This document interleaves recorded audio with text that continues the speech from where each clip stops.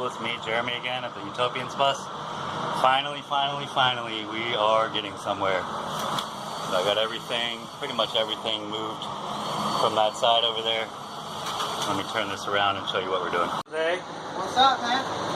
Master electrician, plumber, best in the business. I couldn't have asked for a better person to come and help me to do this. Don't know why I didn't think of calling him before. We've been stalled out for the last about 3 months trying to figure out where we're going to get our plumbing and electrical done. And Jose's here to save the day. Got his van full of craziness there.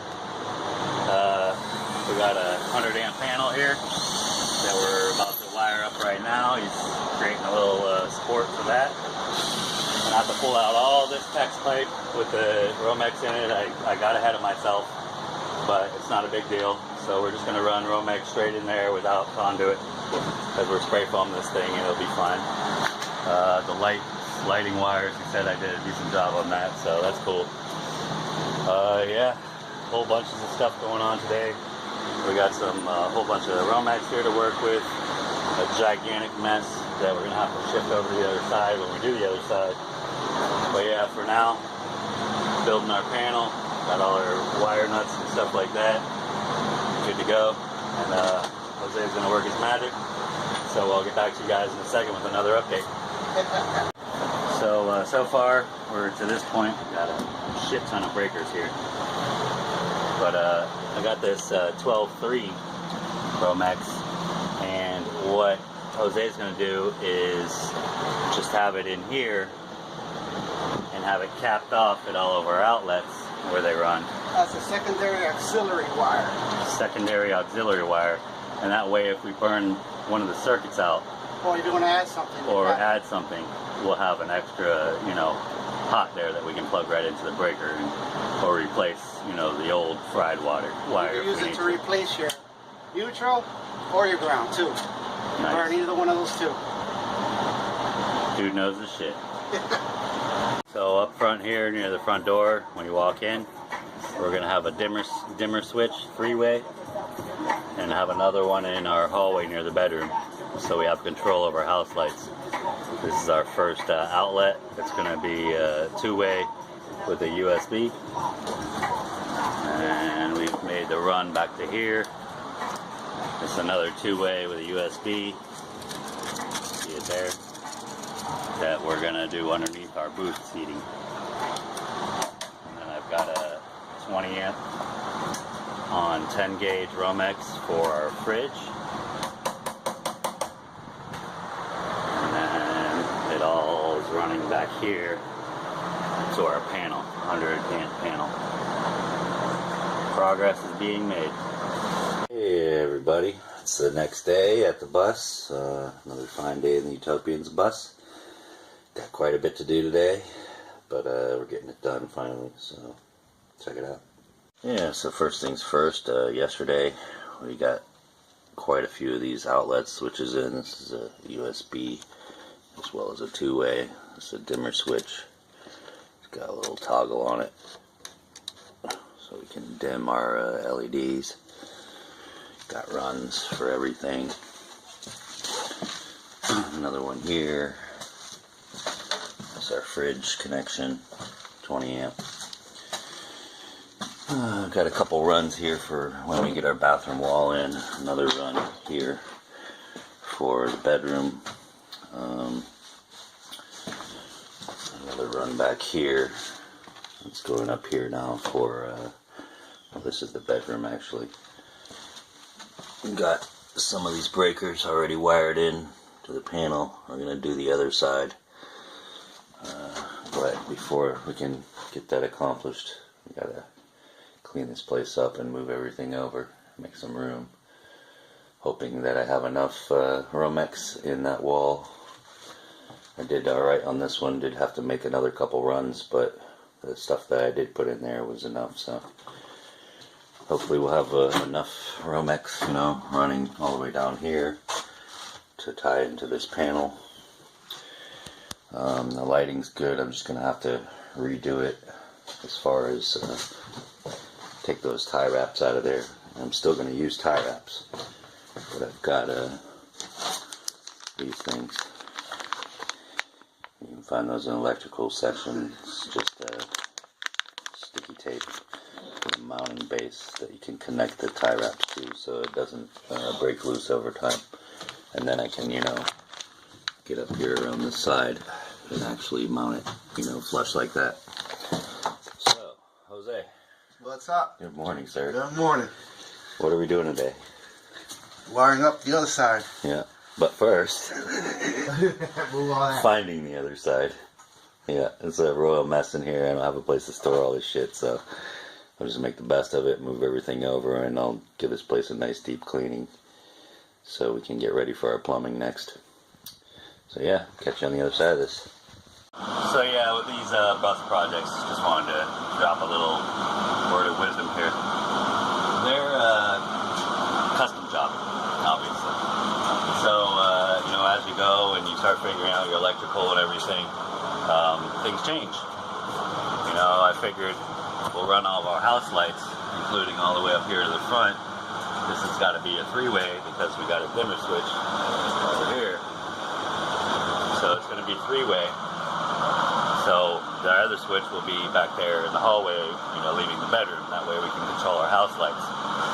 So what we did is, even though I had this ceiling wired up here and stuff for the LEDs, all 12 of them in one run, I said, well, it would be nice if we could just, have the rest of the bus dark if we're parked out in the wilderness somewhere, and just have, a dimmer in our bedroom as well. That's not a three-way, it's just, two-way dimmer switch, just to control the two lights that are in the bedroom. So we had to cut the line here, and then basically this one is going to run back through the main lighting, which will go on its own dimmer, and there's going to be a switch over here for that. That'll wire in to that ballast, or wire into the light, and continue with the whole run, if that makes sense. So yeah, as long as you've got plenty of Romex to go around, and a panel that's got plenty of open spaces for circuits, you can change things around. Another thing that we're doing, originally I intended on putting a four-way, right here, four-way 20 amp, and this will be our kitchen. We want to have, enough outlets there that we can, because we love to cook, we like to make soap, things like that. It'd be nice to have, you can always put surge protector strip in there to plug in your stuff. But I definitely want to have enough amperage there with our 12 gauge Romex. It's a 12.3, so it's got, two hots, two powers. So that gives us extra options as far as running power through the same piece of Romex. But instead of doing a 20 amp there, I'm going to do a 30 amp because we've got space in our breaker box.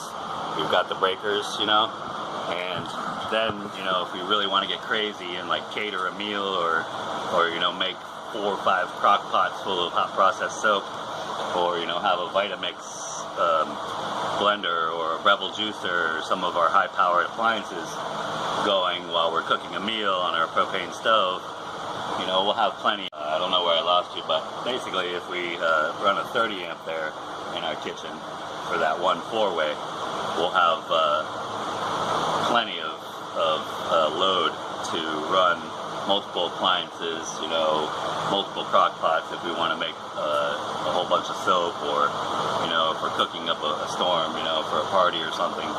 Who knows? Who knows what's going to happen? But it's always nice to have options when you're doing this kind of stuff, and I'm really happy with the way this thing's going.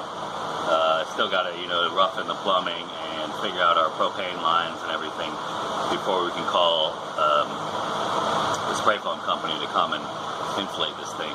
But once that's done, all this stuff's sealed in there, it's all going through the wood, so there's no chance of it binding up and being destroyed. You don't really need conduit. I've got Smurf tubes still in some places where it goes through metal, but other than that, it's going to be very secure and insulated. And I've got really overdid the Romex, just because I would rather be safe than sorry. So yeah, that's my word of advice, I guess. And yeah, I'll try to shoot one last video to wrap this up, Jose's going to come back because we still need to do our three-way system from the electric, which means mounting a generator outside, running shore power through the wall, 30 amp service for that. I've got inlets to plug in an extension cord, like if we park at somebody's house and we just want to run an extension cord, we'll have, you know, every other circuit available, and we'll make sure that we, you know, coincide with the lighting and the water pump and things like that, the oven, you know, LED, the hood over the oven, things like that, that, you know, are absolutely necessary for living, you know, self-contained like that. So still quite a bit to do, but in 2 short days' time, we've got the majority of our outlets, or at least legs that go to our outlets, run. So the next step is creating the infrastructure and getting our solar over here, figuring out how to mount it to the roof in a structural way, and yeah, to make this system a 3-way, 4-way type of system where we can, you know, charge our battery banks while we're driving with the battery isolator. We can, you know, have a cutoff switch. We've got a little sub panel switch that, you know, when we go to generator power, if we need it, we switch off the solar, and that way we don't burn our circuits and stuff like that. Yeah, it's going to be an intricate but definitely understandable system once it's all said and done. I'm glad I have friends that are very knowledgeable in this sort of thing and build like power plants and steel mills and things like that. So running a little bit of wire through a bus is no big deal, but it's definitely a new project for him. First time he's ever done a bus, so he's having fun with it, and he's giving me a great deal on doing this work and really kicking ass. He's super fast and very thorough and problem solving. So yeah, you know, we've had to wait a while to get this done, but I'm glad, because it's a blessing in disguise to have to be patient and track down the appropriate resources so you're not sorry later on down the road.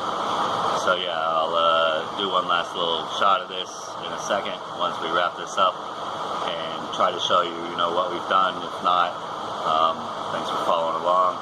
Hope you enjoyed this video. Sorry it's not so much step-by-step. We don't like to DIY stuff because, you know, everybody has their own way of doing it, but thanks for joining us, and we'll catch you on the next one. Peace. Yep, it's lunchtime now, so we're gonna take off and go get some wings, a couple beers. But got our LED ballasts. This one's wired to the power that's down here. So 3-way with a dimmer.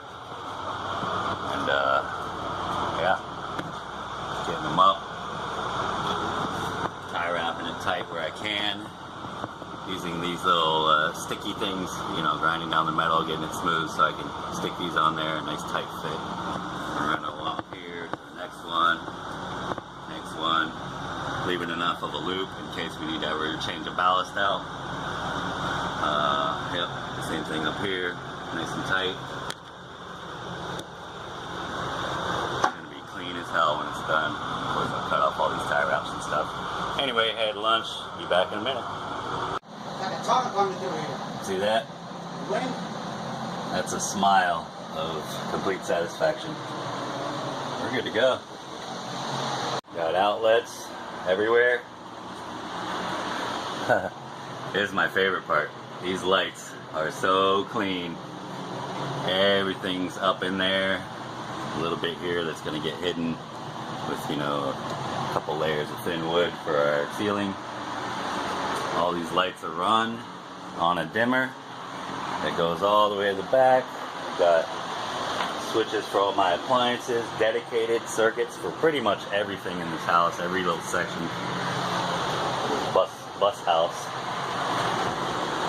I got some runs ready for other things once I start building some walls to put some outlets in. I even got a dedicated switch for my garage light up there and a 15 amp outlet.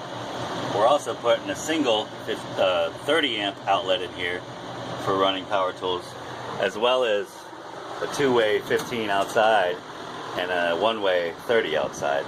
So, yep, plenty of room for what, 3, 4, 5, 6, 7, 8. 8 more circuits if we need them. 9, 10. Something like that. It takes 12. So I don't know how well I'm counting. You put half breakers. Oh, half breakers. Okay. Yeah. They're not it's single pole. So anyway, yeah, very happy about this getting accomplished. Next step is plumbing. My boy Jose, appreciate you, man. Yeah, man. You really helped me out. This guy's a genius. He does travel. I'll, you know, maybe leave you got Instagram, right? Yeah, but I don't use it. Oh, you don't? Facebook? Facebook. All right. I'll put his name or I'll put a little link to his profile on Facebook. If you guys want to get a hold of him and you've got troubles, you know, of course you'd have to take care of him, pay for his travel and hotel, and make sure you feed him well and stuff. We like to eat. But Jose knows it all. He can build anything from the ground up, not just electrical, plumbing, structural, engineering, you know, you name it. So, yeah, man. See you in maybe a couple weeks. Have him back here for stage for the second phase of this electrical.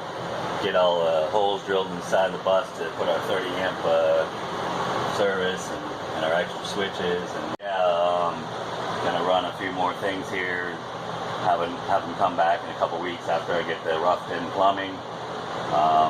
Do a few more things, and then I'll be able to get this thing spray foamed and start building walls and stuff, putting in the ceiling, floor, building cabinets and furniture and all that. And we'll probably have us help with some of that too, because the guy's a genius.